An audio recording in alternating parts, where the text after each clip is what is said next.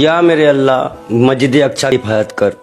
या मेरे अल्लाह फिरौन आ चुका है, अब मूसा को नाजिल कर। या मेरे अल्लाह नबी की उम्मतियों को ताकत दे। या मेरे अल्लाह अल्लाह के प्यारे नबी, प्यारे महबूब जो शहीद हो रहे हैं उनको जन्नत अदा करे।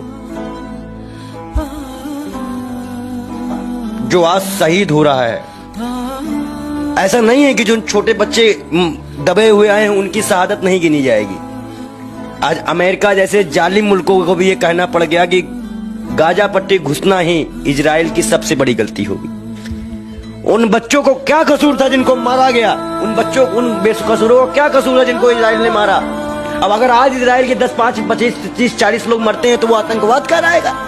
आज फिलिस्तीन को पूरा विश्व ने आतंकवादी कहना शुरू क्यों रहे? भावुक क्यों हो रहे हैं? क्यों आपको मौत ने भावुक नहीं हुआ?